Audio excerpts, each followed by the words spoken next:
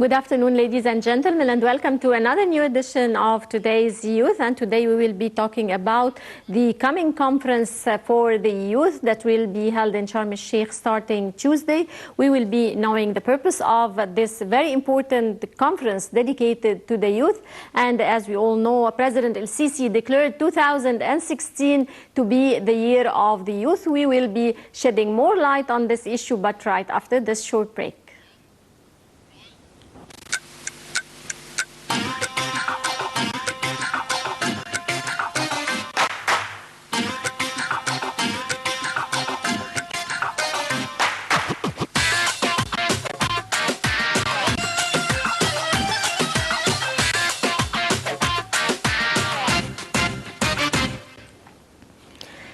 Egypt's President Abdel Fattah el-Sisi's office announced that the country's first national youth conference will kick off next Tuesday for 3 days in Sharm el-Sheikh.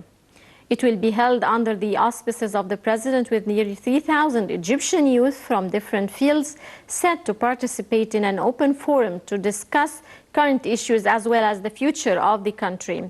The youth will come from different fields, sectors and governorates, and 300 officials will attend as well as other public figures. The conference will include more than 23 public discussion sessions involving political, social, economic, cultural, sports and entrepreneurship. The Egyptian president has already called 2016 as the year of Egyptian youth. Our guests today are both graduates from the Faculty of Economics and Political Science, Cairo University. They both have an amazing curriculum, participating in many reputable national and international activities and events, but we will let them talk more about that.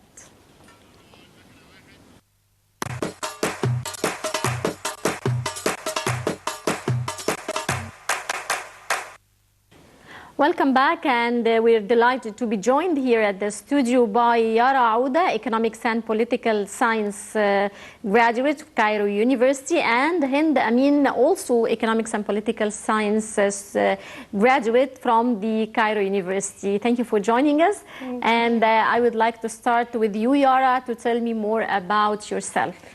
Okay, thank you so much. My name is Yara Auda. I'm a graduate from Faculty of Economics and Political Sciences, Cairo University, and now I'm a volunteer at the African Youth Bureau. Also, I've participated in many student activities, whether national or international, and I used to be a karate champion. Right. Hind? Well, my name is Hind Amin, and I'm 21 years old. I've just graduated from the Faculty of Economics and Political Science. Right. I'm interning at the UNHCR, and I've also done a lot of extracurriculars, whether nationally or internationally. Right. Yara, would you tell us about the activities that you've joined through your university years, any social work or activities that you've been engaged in? Yeah, sure. I've participated in Enactus Cairo University. It's an international organization, and as well, it's Enactus Cairo University is a local Enactus here in Egypt.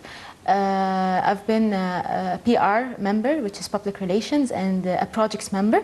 I've been a volunteer for literate children at a project called Gezert al-Dahab.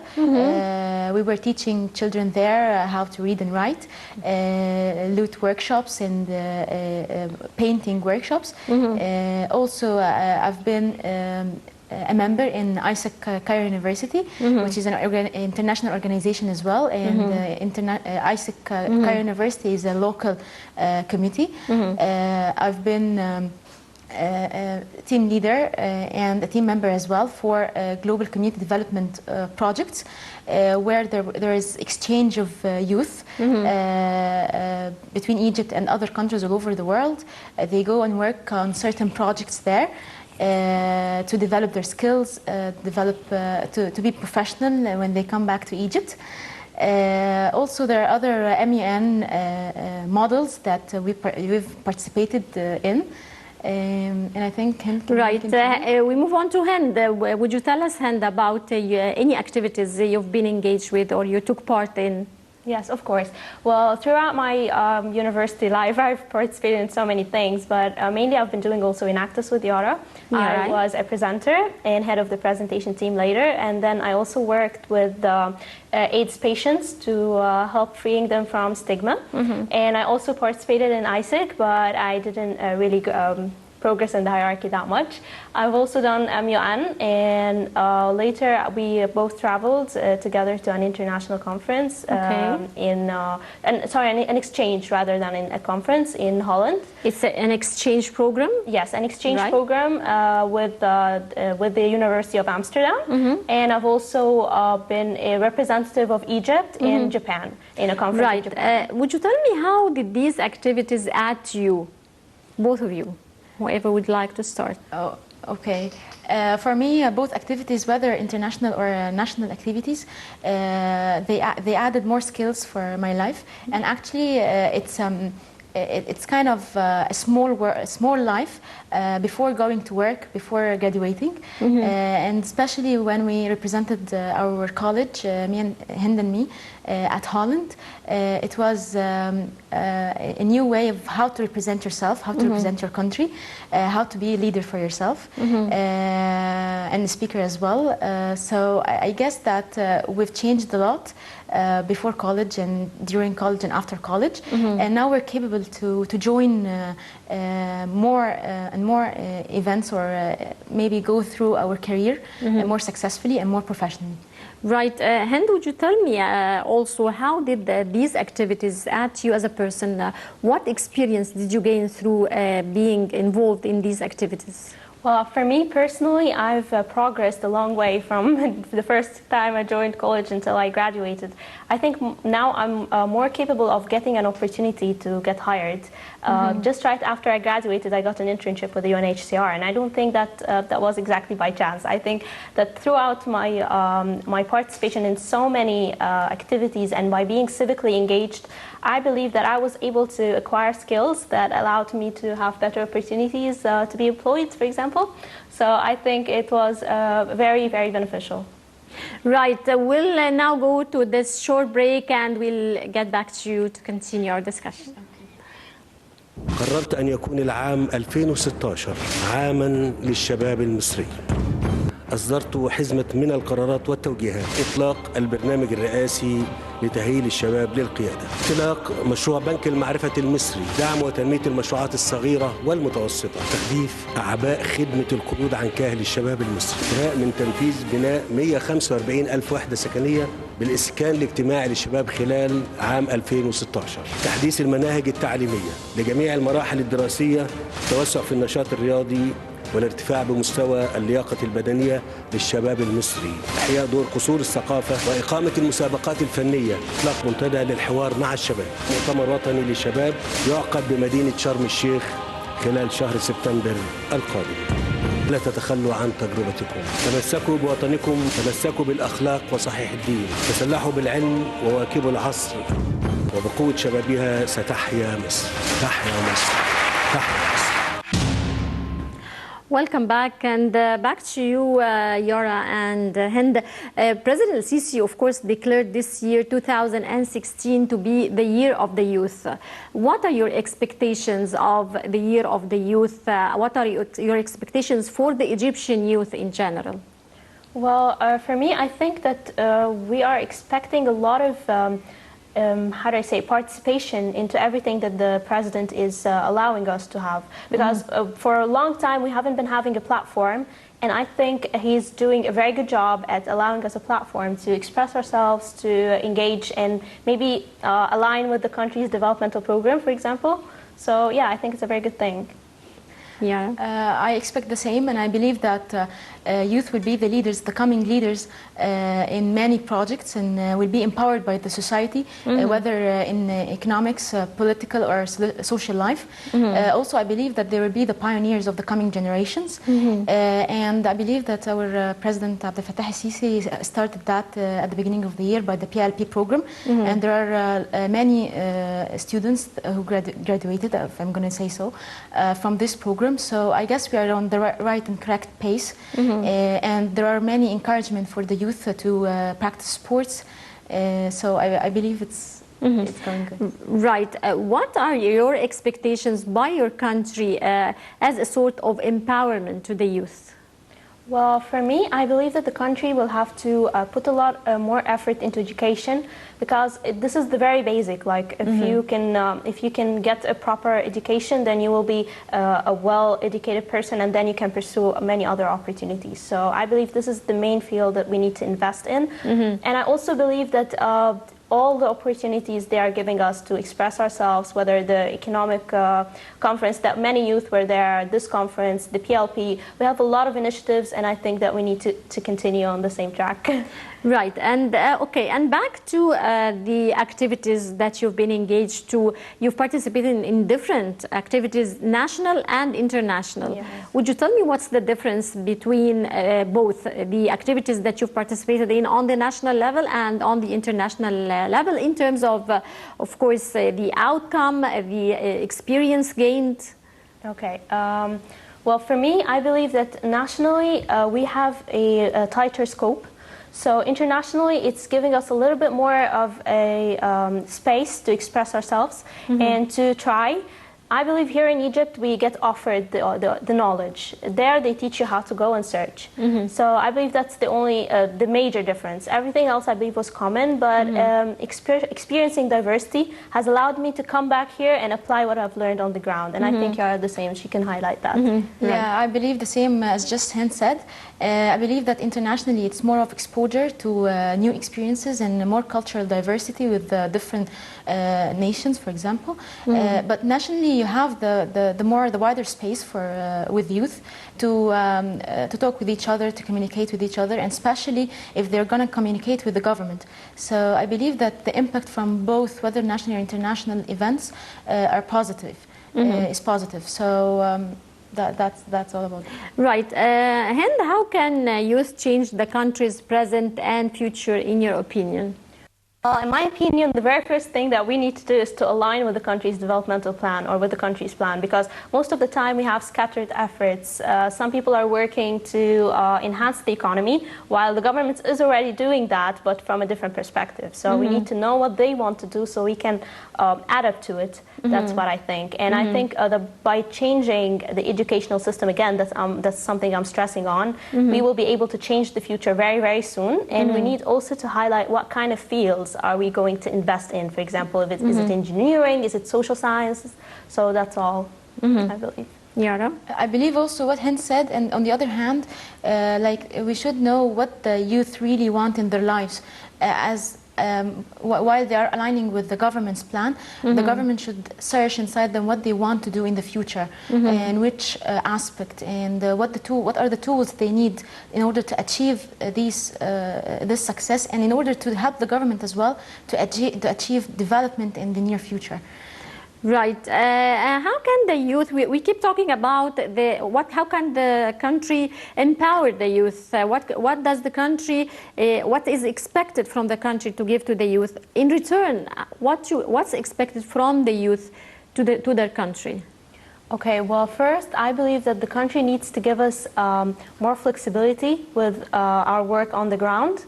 And I believe that we will be able to do great things if we can combine the efforts of the youth and the government as well. Eventually, we will come up with something great, because we will have so many people working on the same thing, rather than just having people working on a certain aspect. So I think we just need to align efforts, and then everything should be a lot better than it really is. And it's already started, so.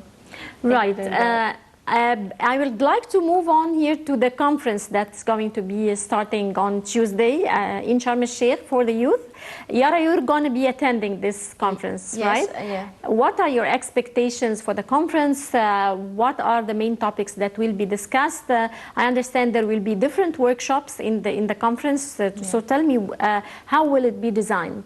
First of all, I'm very proud that I'm going to attend the first national conference for youth, and it's totally organized by the government. Second, it will be a wide platform for the participation of more than 3,000 individuals, whether students or graduates or students from political parties. And also there will be decision makers and policy makers from the government. This will make and the alignment that we're talking about between the youth and the authority, or the youth and the government, to open more free space. We can innovate, suggest more ideas and projects that can help Egypt progress in the coming period. And in my expectations throughout the workshops, I heard that there will be more than 8 workshops, not less than that. These workshops will talk about two of the topics that I know: how to stop violence in Egypt. For example, there's violence. There was violence before by the ultras or between the levels of citizens here in Egypt. And another workshop of how to empower the youth into the political system, to participate in the elections, to have a say in the elections in the future. And I guess that the government is working on that successfully, and they're giving the chance for the youth. So I'm really glad that I'm right. And what are your expectations, or what are the predicted outcomes of that conference? Well, I believe that the very main outcome of this conference is that finally the youth are reuniting with the older generation, and we will now have a fresher vision into the government. So that's one of the main things that's going to come out of this conference. As well, I believe they're going to come up with so many initiatives, and we would be having a lot of things to start working on. It's just the start, and hopefully we will go from there. Right. The president has always stressed upon the effect of youth on their countries. Do you think that we need a code for the youth, or a constitution specifically for the youth? Well, I believe that there's already in our constitution amended articles about the youth for their protection and their right in work and the right in everything in life. So I believe that our constitution already holds that. And what's really very impressive in our constitution as well is their participation in the elections. That any youth that exceeds 25 years old, he can participate freely with his own will in these elections. So I believe that this is the true message that's found here in Egypt on real ground, and I believe that now youth are being more active than before. They are participating in many events. They are seeking seeking for positions and the participation in the political system. So I believe so. Right. For both of you, Hind and Yara, what do you expect? If you are to choose one thing that you expect from your country, what would you choose? Well, I would choose a chance to be a chance to progress in my life, a chance to progress in my career, and equal opportunities. Definitely. Yara? This is very interesting. Yeah, equal opportunities as well, and a chance in my career. I don't want to work outside my career. I just need a chance away from any obstacles that I may face. So. And what would you promise to give back to your country? Well, complete loyalty and definitely a lot of hard work, a lot of representing it, and a lot of putting my country's name up. Okay, what message would you give to the youth from your place here? For me, education and sports. This is very important because I believe that being a youth nowadays, if you don't have to have a certain sport, but at least don't waste your time. So you can look after your health very well and acknowledge yourself, engage more and more in everything in the society. So this is my message. When did you start getting engaged in social activities? What age? Well, for me, I started in 2009. I was very young. I started with the model of United Nations. And I started going on. What age were you at that time? 2009, I was maybe 15, 16. Right. So at that time you started getting engaged or participating in activities. Yes. What activities did you participate in? Models of United Nations, mainly. That's the AUC holds such events, and it's really beneficial for all students who are at schools. Even actually, the AUC hosts the MUN for AUC students, but is it for anyone to participate? Yes. Even school students? Yes, they have a junior at that time program. you were at school? Yes, they have a junior program. Oh, right. Okay. That's great. Thank you. For me, when I was young, I used to be a karate champion. I've participated in many championships, locally and internationally. My last medal was a bronze medal in Dubai. As well as Hind, I've participated in MUN. It was a junior program when I used to be at school. So mainly, we've participated when we were young. And that taught us to continue this pace in college as well. Well, for me, I just want to add up on the youth and the message to the youth, because I just believe that the youth right now, they don't put their country as a priority anymore. It's just my personal progress. So I think you should have a better vision on how to contribute to your country, because eventually this is the place where you live. Right, ladies and gentlemen, we go to this short break and we'll be right back. قررت أن يكون العام 2016 عاما للشباب المصري.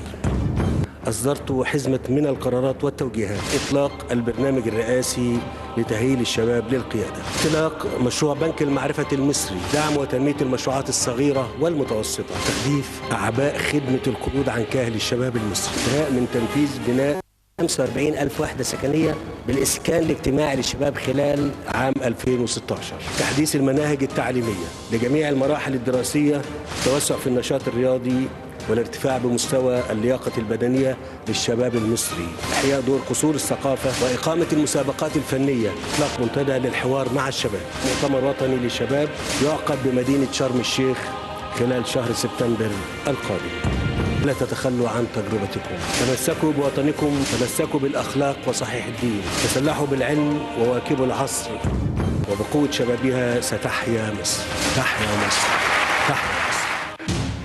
Welcome back, ladies and gentlemen, and back to Yara and Hind. And just one final question.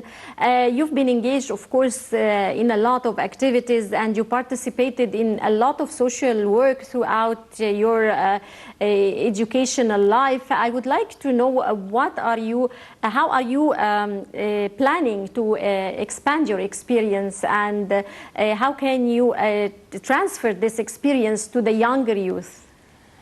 Well, I believe by being leaders for the coming generations, I believe that we do already, Hind and me, we do document every moment we pass through, whether here in Egypt or abroad, throughout photos, videos, and reports, and even of course, and we show this to the younger generation, and we encourage them to participate, just as us, in many activities, and just like Hind said, how to be loyal to the country. This is very important. Well, for me, I believe that also we've been doing a very good thing. We have established a mentorship program back in college when we were still students, to transfer the knowledge into other students and have them carry the legacy.